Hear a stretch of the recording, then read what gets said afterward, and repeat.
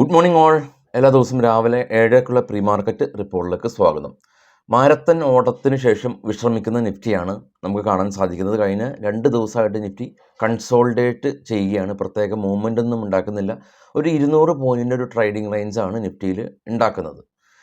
FIs ഹ്യൂജായിട്ട് cell ചെയ്യുന്ന FIs അവരുടെ നയം മാറ്റി തിങ്കൾ ചൊവ്വ ദിവസങ്ങളിലെല്ലാം തന്നെ വെള്ളി തിങ്കൾ ദിവസങ്ങളിൽ അവർ നെറ്റ് ബയേഴ്സ് ആയിരുന്നു. നല്ല തോതിൽ ബൈ നടത്തി. ഇന്നലെ അവർ ബൈ ചെയ്തതുപോലെയാണ്, ബൈ ചെയ്തിട്ടില്ല. 111 കോടി രൂപക്ക് FIs ഇന്നലെ സെല്ലാണ് ചെയ്തിട്ടുള്ളത്. പക്ഷെ അവർ വലിയൊരു സെല്ലിംഗ് മോഡലായിരുന്നെങ്കിൽ വലിയ തോതിൽ സെല്ല് ചെയ്തേനെ. അപ്പോൾ ഈ 111 കോടി രൂപയുടെ FIസിൻ്റെ ഭാഗത്തുനിന്നുള്ളൊരു സെല്ല് അതൊരു സീവിയർ സെല്ലായിട്ട് കൺസിഡർ ചെയ്യേണ്ട കാര്യമില്ല. കാരണം മറുവശത്ത് DAs ആഭ്യന്തര ധനകാര്യ സ്ഥാപനങ്ങൾ 3100 കോടി രൂപയുടെ ഹ്യൂജ് ബൈയിങ് ആണ് നടത്തിയിട്ടുള്ളത്. അപ്പോൾ അത് അൾട്ടിമേറ്റ്ലി അത് നില്ലായി പോയിട്ടുണ്ട്. അപ്പോൾ ആ ഒരു അവസ്ഥയാണ് ഉള്ളത്. FIസിൻ്റെ ഭാഗത്തുനിന്ന് അവരുടെ നയം മാറ്റിയോ എന്നുള്ളതാണ് മാർക്കറ്റ് ഇനി മുന്നോട്ട് നോക്കുന്നത്. ഇനി മാർക്കറ്റിൽ ഉണ്ടാകുന്ന ചാഞ്ചാട്ട സാധ്യതകളെ സൂചിപ്പിക്കുന്ന, മാർക്കറ്റ് എത്രമാത്രം ചാഞ്ചാടും എത്രമാത്രം വോളറ്റൈലാകും എന്ന് സൂചിപ്പിക്കുന്ന ഇന്ത്യ വിക്സ് എന്ന് പറയുന്ന ഇൻഡെക്സ് 31 വരെ പോയ ആ ഒരു ഇലക്ഷൻ സമയത്ത് വരെ പോയ ഈ ഒരു ഇൻഡെക്സ് ഇപ്പോൾ നിൽക്കുന്നത് 15-ൽ താഴെയാണ്. അതുകൊണ്ട് തന്നെ എല്ലാ ഓപ്ഷൻ പ്രീമിയംസ് എല്ലാം തന്നെ കുറവ് വന്നതുകൊണ്ട് ബയേഴ്സ് ആക്ടിവേറ്റ് ആയിട്ടുണ്ട്. ഇന്ന് വളരെയധികം പ്രത്യേകതകളുള്ള ഒരു ദിവസമാണ്. ഇന്ന് US ഇൻഫ്ലേഷൻ ഡേറ്റയും അവിടുത്തെ പലിശ നിരക്ക് വർധനവ് സംബന്ധിച്ചുള്ള തീരുമാനവും, ഇന്ത്യയുടെയും ഇൻഫ്ലേഷൻ ഡേറ്റയും മറ്റു പല രാജ്യങ്ങളുടെയും ഇൻഫ്ലേഷൻ, GDP തുടങ്ങിയ കീ ഇവൻറ്റുകൾ വരുന്ന ദിവസമാണ്. അതുകൊണ്ട് തന്നെയാണ് ഈ നിഫ്റ്റി ഒരു മൂവ്മെൻറ്റും ഉണ്ടാക്കാതെ നിൽക്കുന്നത്. കാരണം ഇത്തരത്തിലുള്ള ഈവൻറ്റിൽ നിന്ന് വരുന്ന റിസൾട്ടുകൾ കാത്തു നിൽക്കുകയാണ് മാർക്കറ്റിലേക്ക് വരുമ്പോൾ. ഇനി പ്രധാനമായിട്ടും FIs ഈ ഗിഫ്റ്റ് നിഫ്റ്റി നമ്മൾ മാർക്കറ്റ് ക്ലോസ് ചെയ്തതിന് ശേഷം വലിയ മൂവ്മെൻറ്റ് നടത്താറുണ്ട്. എന്നാൽ മാർക്കറ്റ് ഓപ്പൺ ആകുന്ന സമയത്ത് അവിടെ തന്നെ തിരികെ വരാറുണ്ട്. അതായത് നമുക്ക് ഓവർനൈറ്റ് ഉണ്ടാകുന്ന വോളറ്റിലിറ്റി ഒന്നും നമ്മൾ കാണുന്നില്ലെന്നുള്ളേ ഉള്ളൂ. ഒരു 100 പോയിൻറ്റിൻ്റെയൊക്കെ ഒരു ഇടിവ് ഉണ്ടാക്കിയതിന് ശേഷമാണ് നമുക്ക് കിട്ടുന്നത്. വളരെ ഫ്ലാറ്റായ ഒരു മര്യാദക്കാരനായിട്ടുള്ള ഒരു നിഫ്റ്റിനെയാണ് നമ്മൾ കഴിഞ്ഞ കുറച്ച് ദിവസങ്ങളായിട്ട് കിട്ടുന്നത്.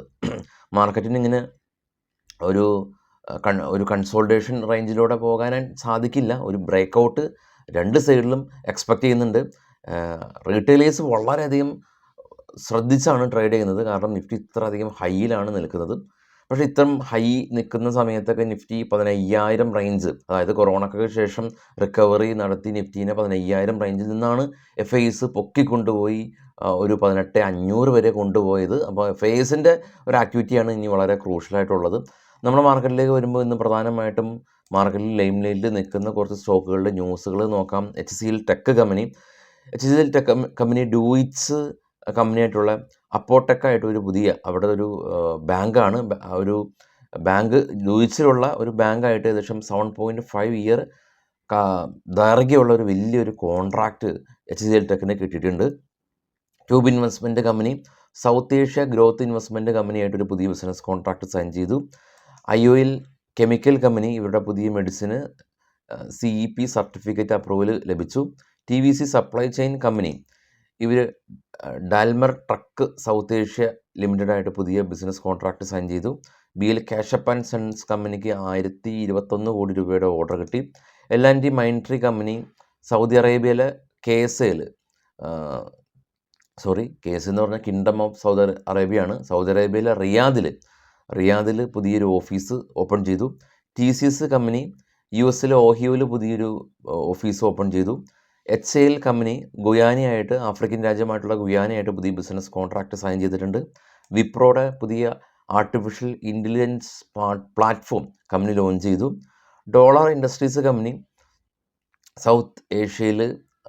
സൗത്ത് ഇന്ത്യയിൽ ഏകദേശം ഒരു 50 പുതിയ സ്റ്റോറുകൾ ഇവർ ഓപ്പൺ ചെയ്യുന്നുണ്ട്. ഇതിലൂടെ 50% സെയിൽസ് ഹൈക്ക് കമ്പനി എക്സ്പെക്ട് ചെയ്യുന്നുണ്ട്.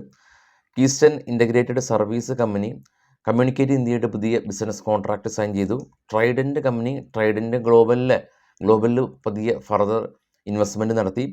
പതഞ്ജലി ഫുഡ് ഇവരുടെ ആയുർവേദ കമ്പനിയും ഇവരുടെ ഫുഡ് ബിസിനസ്സും മെർജ് ചെയ്യാനായിട്ടുള്ള തീരുമാനങ്ങളെല്ലാം തന്നെ കമ്പനി എടുക്കുന്നുണ്ട്. അതുമായിട്ട് ബന്ധപ്പെട്ടിട്ടുള്ള തീരുമാനങ്ങൾ അടുത്തിടെ വരും എന്നുള്ളതാണ് ഇപ്പോൾ നമുക്ക് പൊതുവേ കാണാൻ പറ്റുന്ന മാർക്കറ്റിലുള്ള ന്യൂസുകൾ. ഇതൊരു ബൈയോ സെല്ലോ ഇൻഡിക്കേഷൻ ഒന്നുമല്ല, ന്യൂസുകൾ നമ്മൾ ഷെയർ ചെയ്യുക എന്നുള്ളതാണ് നമ്മൾ ചെയ്യുന്ന കാര്യം.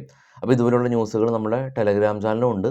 സെർച്ച് ചെയ്യേണ്ട ഈ വീഡിയോ ഡിസ്ക്രിപ്ഷനിൽ ലിങ്ക് ഉണ്ട്, ക്ലിക്ക് ചെയ്യാം. അതുപോലെ ഇന്നത്തെ break stock, FNO ban, IPO details, കൂടാതെ തന്നെ ഡിവിഡൻഡ് കൊടുക്കുന്ന കമ്പനി, അങ്ങനെ ഒരുപാട് ഇൻഫർമേഷൻസ് നമ്മളെ വെബ്സൈറ്റായിട്ടുള്ള bismate.comൻ്റെ ട്രേഡ് ബഡ്ഡി എന്ന് പറയുന്ന ടാബിൽ ലഭ്യമാണ്. അതിൻ്റെ ഡയറക്റ്റ് ലിങ്ക് ഈ വീഡിയോയുടെ ഡിസ്ക്രിപ്ഷനിലുണ്ട്, ചെക്ക് ചെയ്യാം. അപ്പോൾ ഇനി മറ്റുള്ള സപ്പോർട്ടിംഗ് ആയിട്ടുള്ള കാര്യങ്ങളൊക്കെ പോകുമ്പോൾ ഇന്ന് ബാങ്ക് നിഫ്റ്റിയുടെ എക്സ്പയറിയാണ്. ബാങ്ക് നിഫ്റ്റിയുടെ സ്പോട്ട് 49,700, 50,000, 50,500, 51,000 മേജർ റെസിസ്റ്റൻസും, 49,500, 49,000 ആണ് മേജർ സപ്പോർട്ട് സോണായിട്ടുള്ളത്. നമ്മൾ കണ്ടപോലെ തന്നെ കുറച്ച് അകലെയൊക്കെയാണ് ഓപ്പൺ ഇൻട്രസ്റ്റുകളെല്ലാം തന്നെ കാണുന്നത്. കാരണം വലിയ മൂവ്മെൻറ്റ് നമ്മൾ കണ്ടതാണ്. നിഫ്റ്റി ഇത്ര അധികം മൂവ്മെൻറ്റ് ഉണ്ടാക്കുമോ എന്നുള്ളത് നമുക്ക് വളരെയധികം ന്യൂ ആയിരുന്നു നിഫ്റ്റിയുടെ സംബന്ധിച്ച്. അതുകൊണ്ട് ഓപ്പൺ ഇൻട്രസ്റ്റ് വളരെ അകലെയൊക്കെ ആയിരിക്കും ഇപ്പോൾ ഉണ്ടാവുക, പതിയെ പതിയെ മാറി വരും. ഗ്ലോബൽ മാർക്കറ്റിൽ ബിറ്റ്കോയിൻ $2,137 ഇടിഞ്ഞു, 67,000 spot. Gold 2,314 spot. Brent oil 82 spot. Australia റെഡിലാണ്, ചൈന റെഡിലാണ്, കൊറിയ ഫ്ലാറ്റാണ്, ജപ്പാൻ റെഡിലാണ്, ഡോ ഫ്യൂച്ചർ റെഡിലാണ്, ഇന്ത്യ വിക്സ് 14 കാണാം. ഇന്നലെ നമ്മുടെ മാർക്കറ്റ് ക്ലോസ് ആയതിനു ശേഷം ക്ലോസായ DAX German, CAC 40 France, FTSE UK മാർക്കറ്റുകൾ റെഡിൽ അവസാനിപ്പിച്ചു. ഡോ ഫ്യൂച്ചർ ഇന്നലെ ക്ലോസ് ആയ US മാർക്കറ്റ് റെഡിൽ വ്യാപാരം അവസാനിപ്പിച്ചു. നാസ്ഡാക്ക് ഫ്ലാറ്റായിരുന്നു. US മാർക്കറ്റിൽ ലിസ്റ്റ് ചെയ്ത ഇന്ത്യൻ കമ്പനികളിൽ ഇൻഫോസിസ്, വിപ്രോ എല്ലാം തന്നെ ഫ്ലാറ്റായിരുന്നു. ICICI bank, HDFC slightly ഇടിഞ്ഞിട്ടുണ്ട്. GDRൽ റിലയൻസും 1.5% ഇടിവ് രേഖപ്പെടുത്തിയിട്ടുണ്ട്. അപ്പോൾ എൻ്റെ ഗ്ലോബൽ മാർക്കറ്റിൽ ഒരു കൺസോൾട്ടേഷൻ റേഞ്ച്, വലിയൊരു ഈവൻറ്റ് വരാണ്. ഈവൻറ്റ് എന്താവുമെന്ന് അറിയില്ല, റൈറ്റ് കട്ട് ഉണ്ടാകുമോ അറിയില്ല യൂസിൽ നിന്ന്. അപ്പോൾ US മാർക്കറ്റ് മദർ മാർക്കറ്റാണല്ലോ. ആ മദർ മാർക്കറ്റിൽ ഉണ്ടാകുന്ന ഇൻട്രസ്റ്റ് റേറ്റ് ഹൈക്ക് കട്ടും അങ്ങനെയുള്ള കാര്യങ്ങളൊക്കെയാണ് എൻ്റെ ഗ്ലോബൽ മാർക്കറ്റിനെ ഇനി മുന്നോട്ട് നയിക്കുക.